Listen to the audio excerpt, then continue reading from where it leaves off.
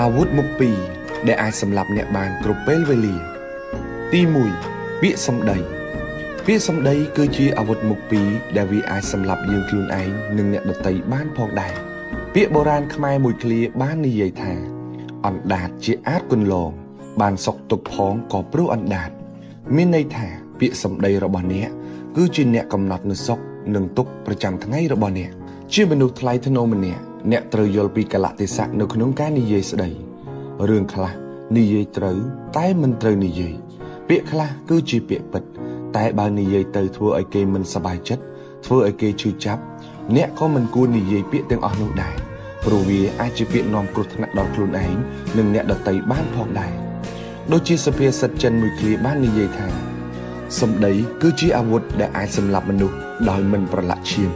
ជាមនុស្សមានតម្លៃម្នាក់មិនមែនមានន័យថាអ្នកត្រូវនិយាយគ្រប់រឿងដែលខ្លួនដឹងនោះទេត្រូវចាំថាមនុស្សល្ងងបេះដូងទុកនៅអណ្ដាតមនុស្សឆ្លាតទុកអណ្ដាតនៅក្នុងបេះដូងរឿងទី2ទំនុកចិត្តទៅលើអ្នកណាម្នាក់វាមិនមែនជារឿងអាក្រក់នោះទេ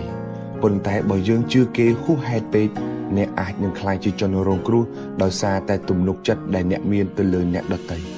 គេថាការឲ្យទំនុកចិត្តទៅលើអ្នកណាម្នាក់ប្រៀបដូចជាអ្នកហុចកំបិតទៅឲ្យគេដូច្នោះដែរបើសិនគេជាមនុស្សល្អគេនឹងយកកំបិតនោះទៅការពារអ្នកប៉ុន្តែបើគេជាមនុស្សអាក្រក់គេនឹងយកកំបិតនោះមកចាក់សម្លាប់អ្នកវិញមិនខាន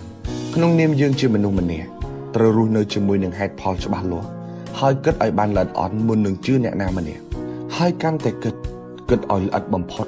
មុននឹងអ្នកប្រកល់របស់មានតម្លៃណាមួយទៅឲ្យអ្នកដទៃដោយសារ